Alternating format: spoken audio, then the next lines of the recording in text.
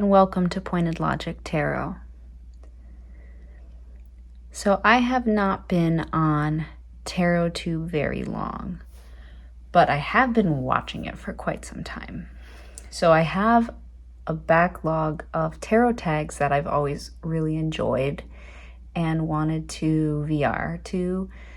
So I'm going to do in December sort of a lightning round of late VRs to older tarot tags. The first one I'm going to do is a year-old tarot tag by Amidst the Gray, and that is Coffee House decks, in which there are 11 prompts, one tarot deck for each. You could probably do tarot and oracle. I chose to do just tarot. And they are all prompts inspired by what you might be able to order at a cafe or a coffee house. Before we get started, I do have sort of a sacrilegious confession potentially, or something that will offend coffee lovers. But I don't drink coffee and I don't like the taste. So it's maybe weird to do a tag about it, but I love tea. I love the atmosphere that coffee houses bring. So I really enjoyed reading about all of these different drinks and the description that you tag each tarot deck with, which is why I really wanted to respond to this tag. The first prompt is the ESPRESSO SHOT, a deck that's strong, punchy, and gets straight to the point. For me, I chose the Belt Arcana. This is an indie deck fairly local to me. I live in the Rust Belt, and it is about the post-industrial Midwest of the United States.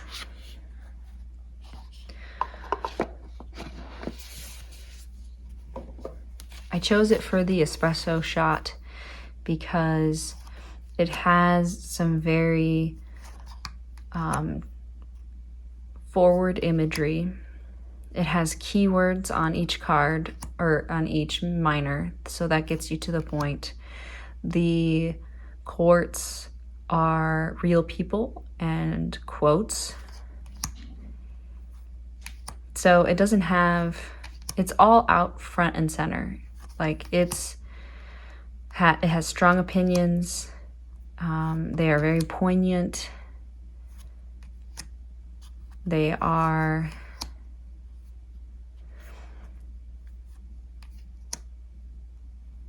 anti-capitalist, environmentalist.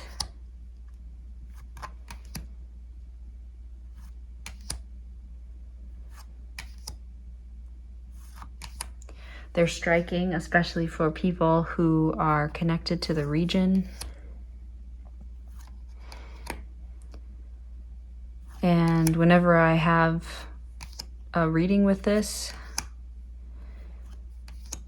it's quick because you pull out the cards and the message is right there in your face. So that's the espresso shot.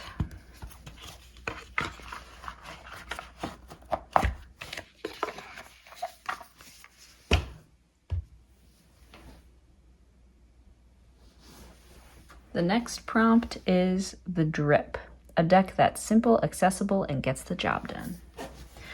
I chose the Modern Witch Tarot. It's accessible in a few ways.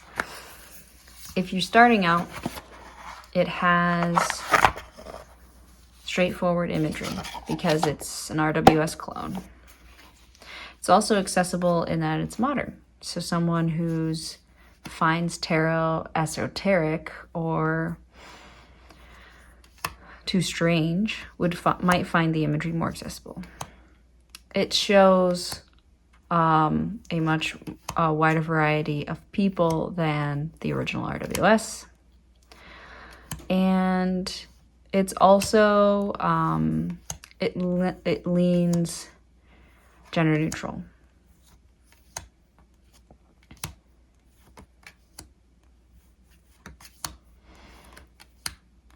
It's an easy reader.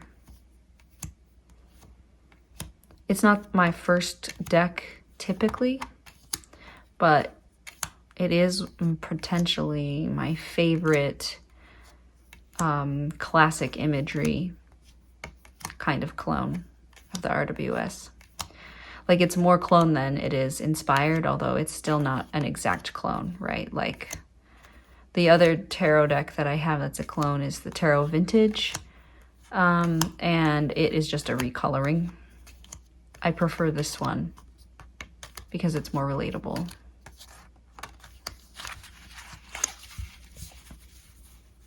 And I also have the German edition here because it's half the thickness and a way easier shuffle on nice black core cardstock compared to the US edition, English edition.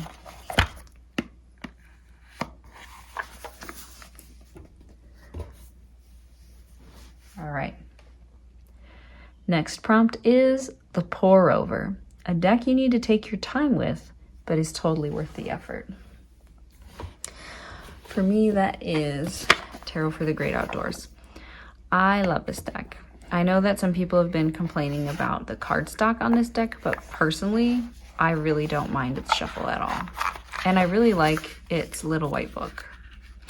So I chose this one for one you need to take your time with for a couple of reasons. For the shuffle, you do need to, because it's coreless, although I would say that the actual, stock and coating are pretty durable. I don't have any issues. But you want to shuffle it fairly slowly and gently so that you don't bend a card. So that's one way you need to take your time with it. The other way is this is not always like easy, straightforward, typical imagery. Sometimes it is, sometimes you have to think about it a little bit more. It trends numerological, so if you're not as familiar with that, it might take a second. It's also very detailed imagery and one without the typical symbolism most of the time. And when I say typical, I'm talking RWS, but it also doesn't have typical Marseille or Thoth symbolism either. But it's absolutely worth looking and seeing. Like, so here's a little leave no trace sign, and this person's in a glass boat so they can see the manatees. Like, it's very much worth plunging into the imagery. This one is fun for path working, for daydreaming, for meditating. And it's also good to stop and, when you draw some cards, really sit with the imagery, read the description. It also comes with some cheat sheet cards that help with sort of the keywords of the suits.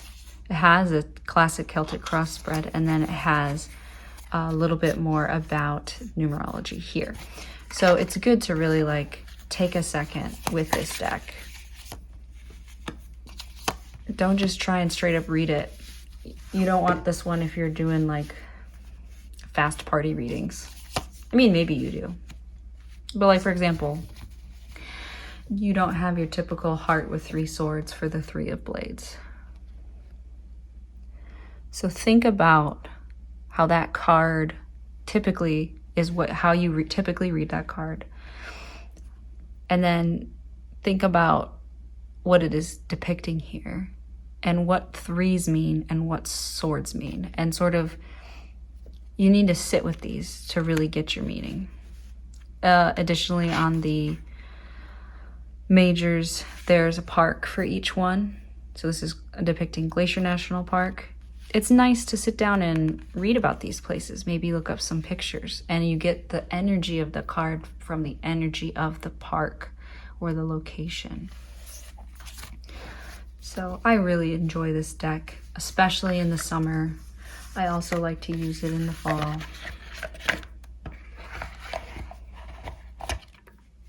And it's really nice to take your time with.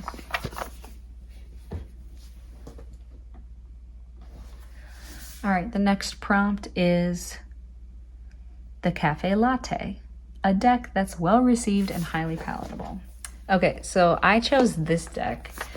I don't think it's like been the darling of TarotTube lately, but I have seen it pop up a lot.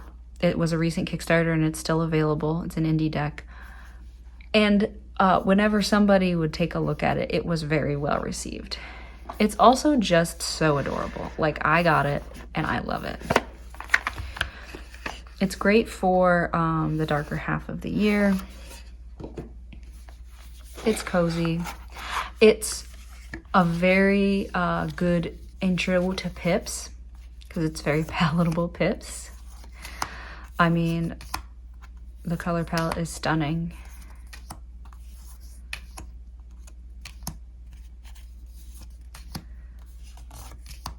And although the guidebook is small, it is mighty. Every single card, you get a themes and symbols section. Oh, that's kind of funny. I was just looking at the star card. Here it is. But they're really like straightforward bullets on what's depicted and what that represents.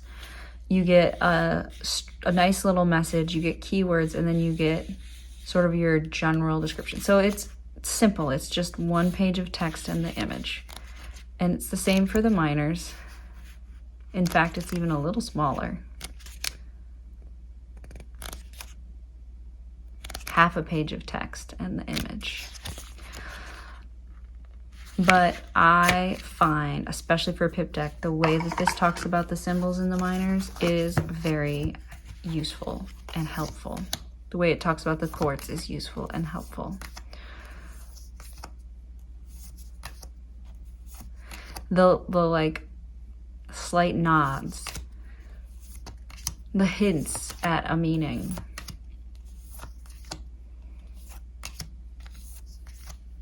It's just a really well done deck. And I haven't met someone or watched a review of somebody who got this that didn't like it. So I find it to be quite palatable and really nice for fall and winter. Okay. Next prompt is the CAPPUCCINO, a deck that's classic, sophisticated, and maybe a bit fussy. So we went from a pretty a pretty palatable pip deck to one that's a little bit more challenging. This is the 1JJ Swiss Tarot.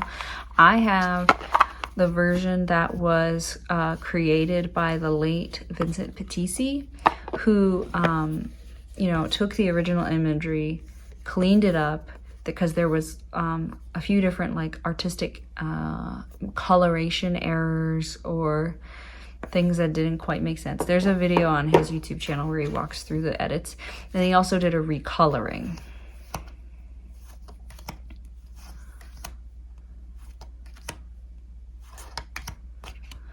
It has Juno and Jupiter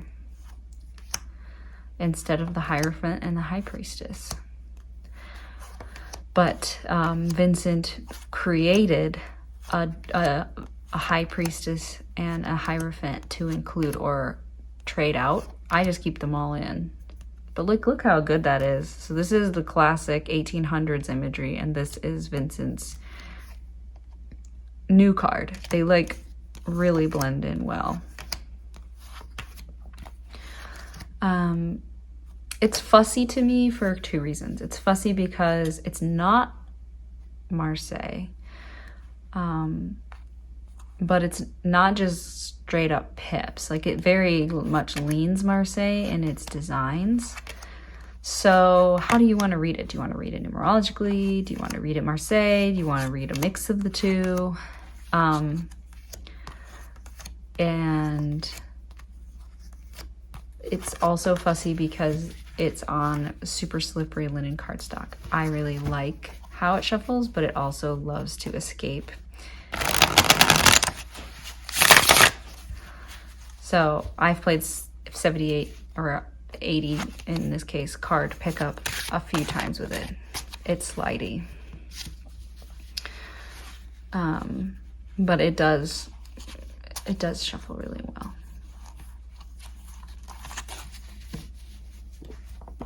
It's still available on Make Playing Cards for now. I love that iteration of that deck. Next is the MOCHA, a deck that's rich, indulgent, and a bit extra. This one also could be under fussy as far as cardstock goes. So this is the Children of Litha Tarot. This is an indie deck. Are these all indies? No. 3 of the decks on this list are mass market. The rest are indie. This is by Zia Hunt. It's fantasy inspired, magical creatures / animal based deck.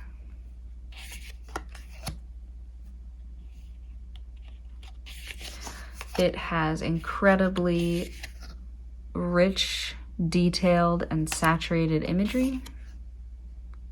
It's stunning.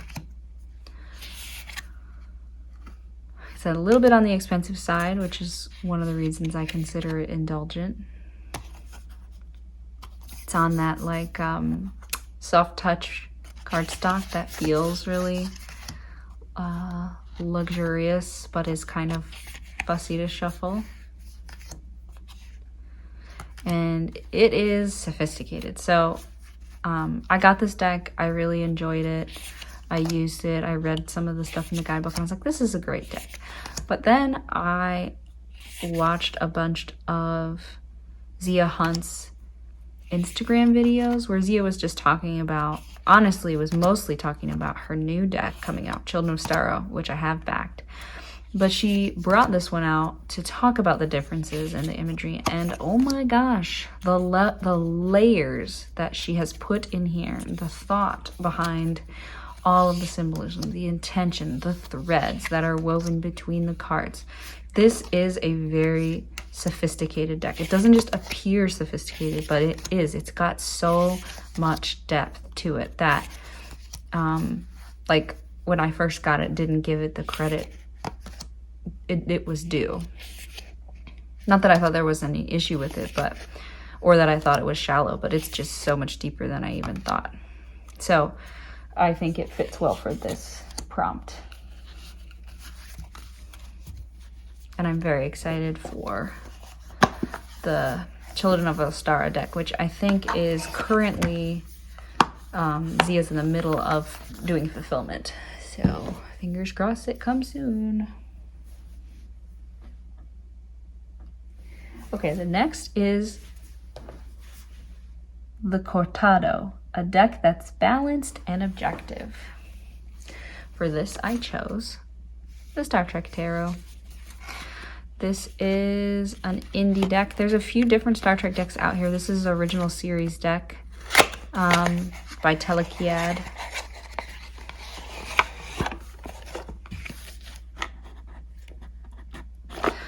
So the thing that's really special about this deck is there are 79 episodes of the original series, but one of the episodes is a two-parter. So there are 78 unique stories and episodes of Star Trek, and they align perfectly with tarot. That makes this deck extremely balanced, in my opinion. Every single card has the title of the episode and then the number of the episode on it.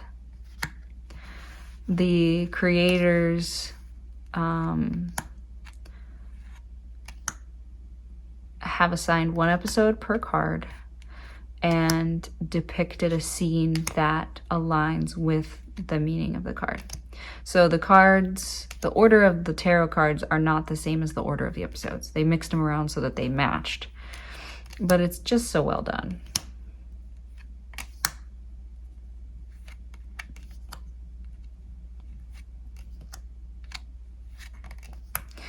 I find it objective because Star Trek has always been really good at sort of like looking at us through the lens of science fiction and the future and allegory. From the science, the objective side in that way. Of course, it's media, and it was made in the 60s by specific people. So it's anything but objective in reality, but the deck reads very balanced, very objectively. This is one of my favorite cards. These are all paintings.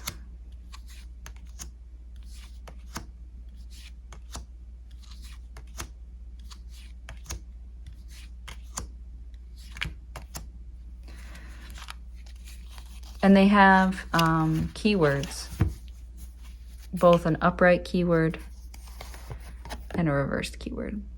And I would say that they are very unique keywords. They don't quite align with RWS. And I feel like that also makes them feel a little bit more objective anyway. So yeah, fitting to end on the Justice card with the keyword balance. I foolishly closed the box.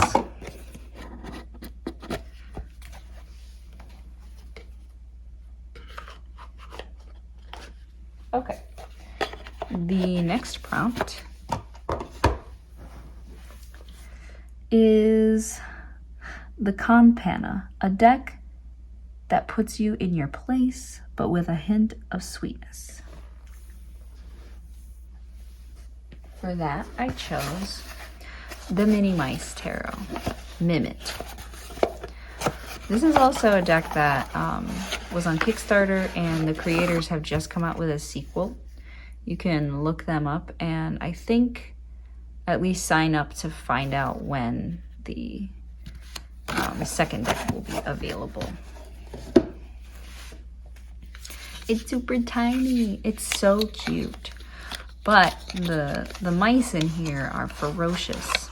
So I would say they do really, they give you a good mousy smackdown while being adorable.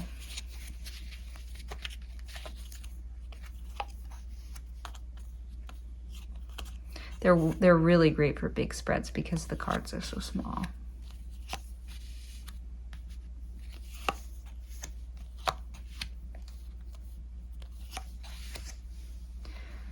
See, look at these ferocious little mice.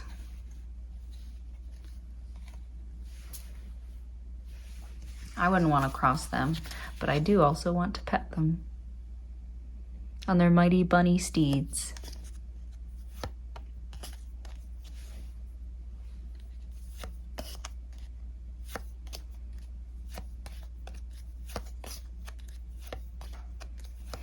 But it is a very, also especially if you read the guidebook, which is sort of written in a storybook format, it is very,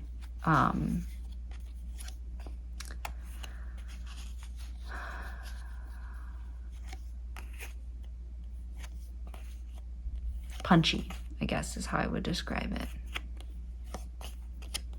Sometimes you get a reading from this deck and you're like, oh man, that's intense. But it's cute.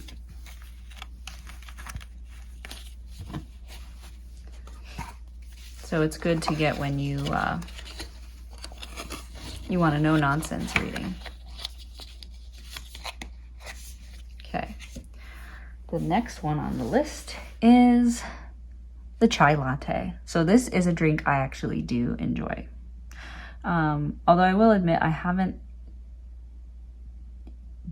tasted a lot of these. I've tasted mochas, cappuccinos, cafe lattes and drip coffee before and liked none of them.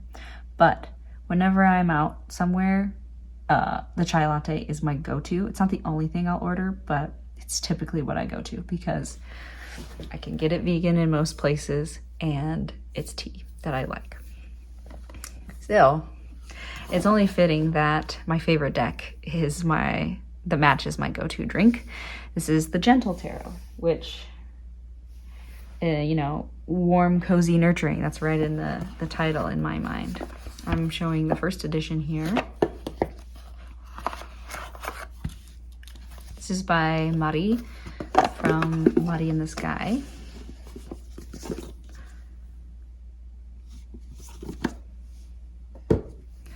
Oh, this particular copy is in order. It's kind of just the best deck ever. It's so gentle.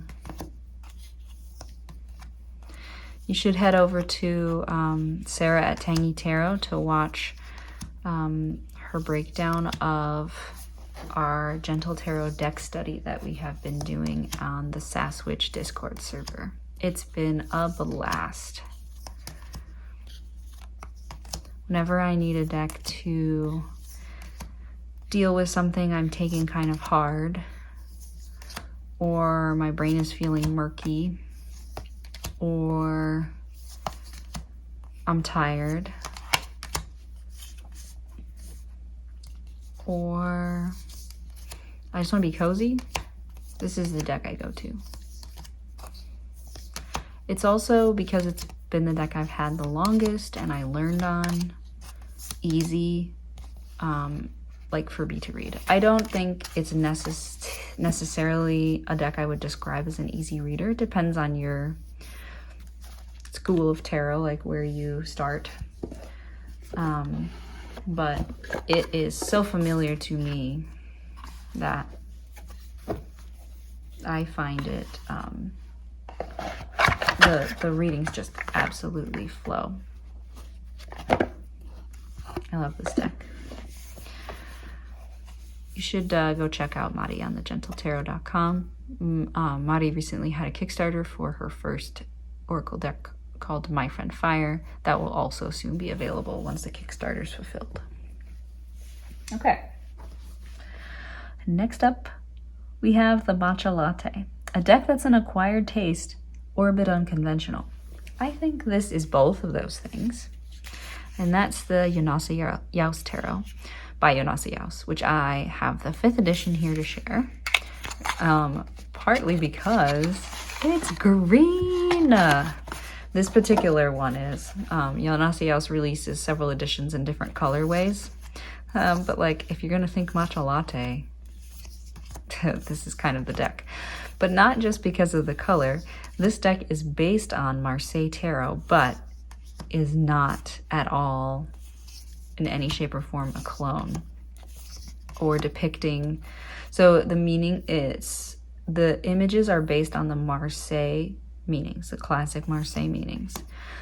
So they vary slightly from the RWS. The interpretations are different, but this is also just entirely different in its imagery. And I would also say is an acquired taste because it is a sort of like plant pip-ish deck. There are no men in this deck except, I mean, you can't tell with the knights. The kings are in shadow or dead, and the emperor is also dead. So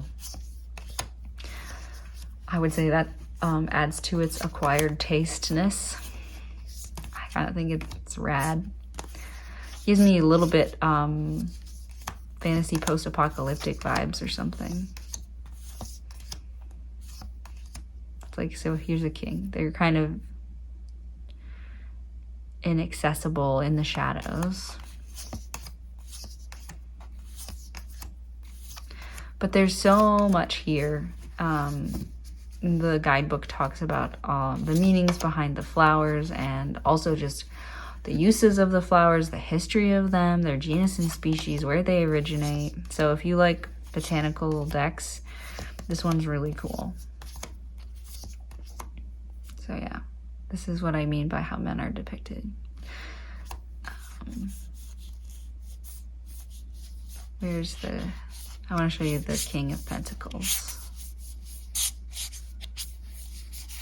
I must have gone past it already. Here's the Emperor.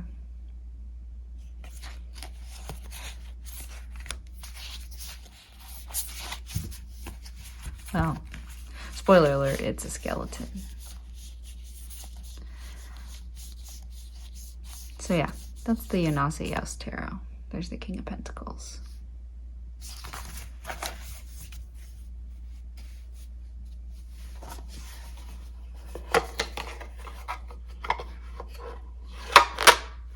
Okay, the next deck is the Hot Chocolate, a deck that's for a younger version of yourself. So, I do like cats and dogs, but I've always considered myself a dog person. And the Free Life Tarot, even the description in the back is like just talking about living your life free and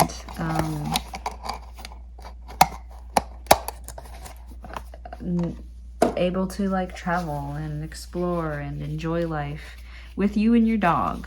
So the reason it's for a younger version of myself is it's for like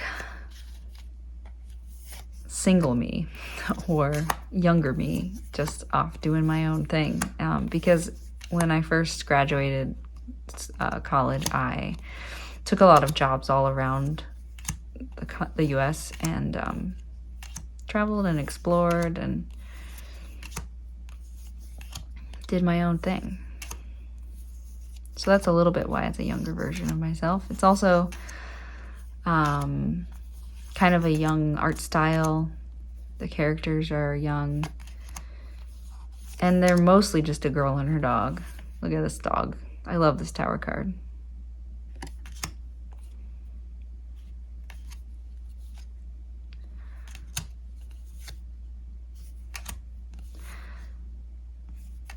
A deck of adventure, creativity,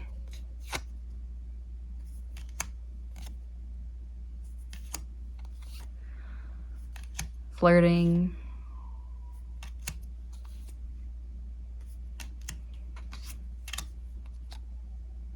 sleeping in, and traveling.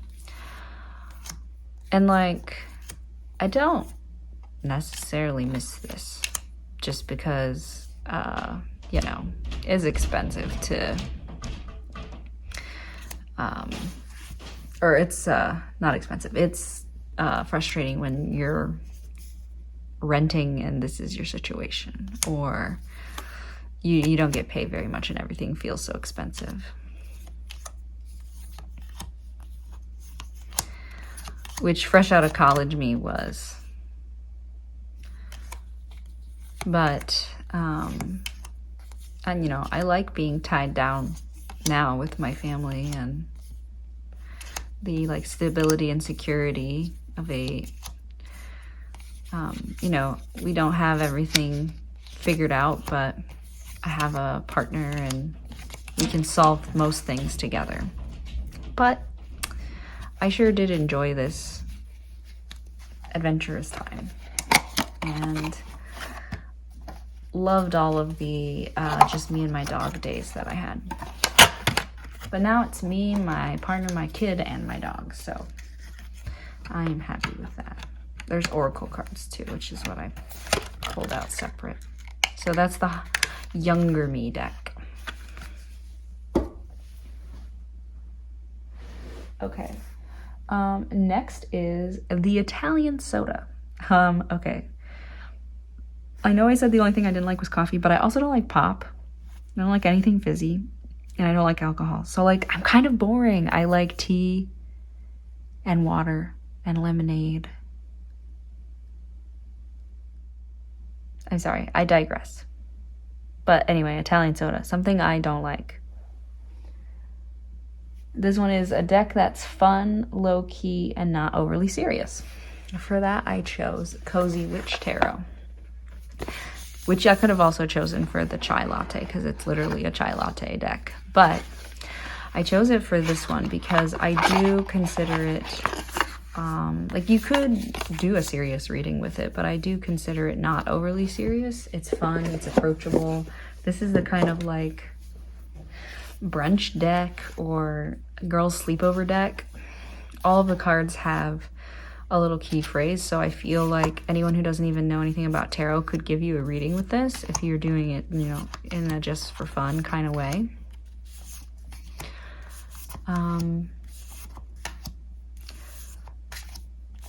These are all like people I would love to meet in real life and like get to know or befriend or hang out with. That looks really nice, especially because it's super cold outside. More like this is more like the energy of the month. But yeah, like, don't these just look like delightful people you want to hang with?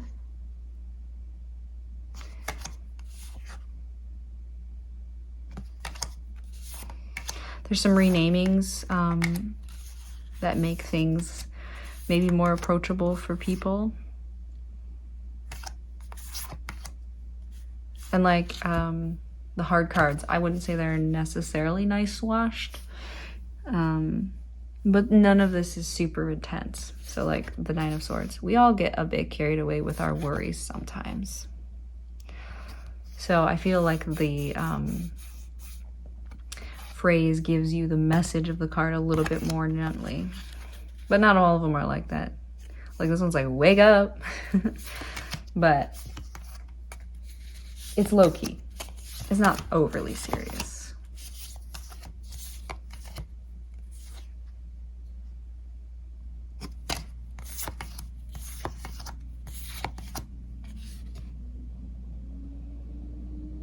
But it's enjoyable.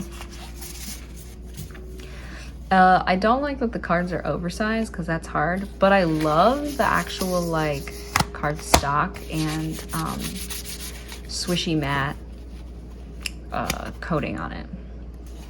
So I would love more decks in this cardstock, but in regular standard tarot sized. Okay, one left.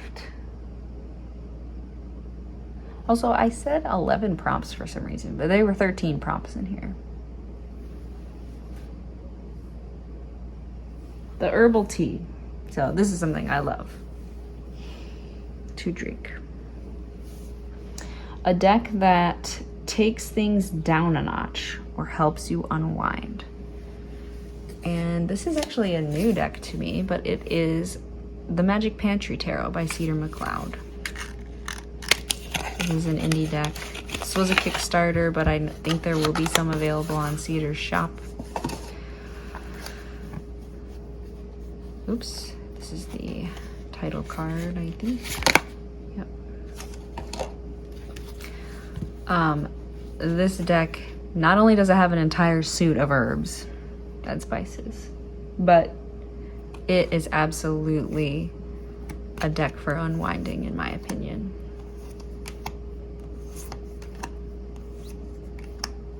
It's unique. This is another one where I like have a crush on all the people and would love to hang out with them all. It also just, it looks very tasty.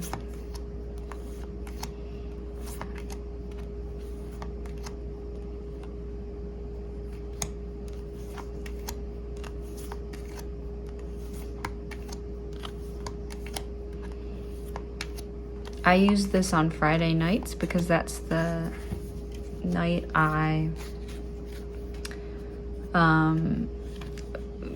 plan out my meals for the week and make a grocery list. And I think this is a great deck for inspiration.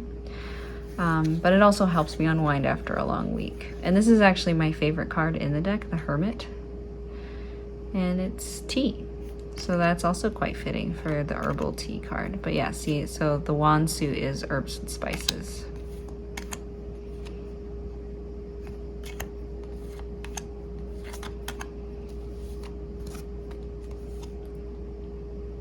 It's really clever.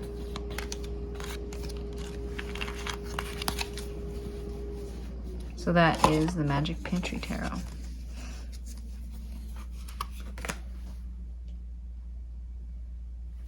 And with that, we have gone through all of the prompts.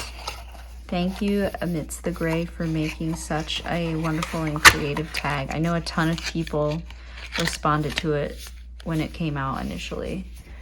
And it was really fun to stand at my shelf and decide which deck was which beverage and how they all fit and which ones were more approachable and which ones were harsher and which ones were friendlier. Yeah, this was really fun.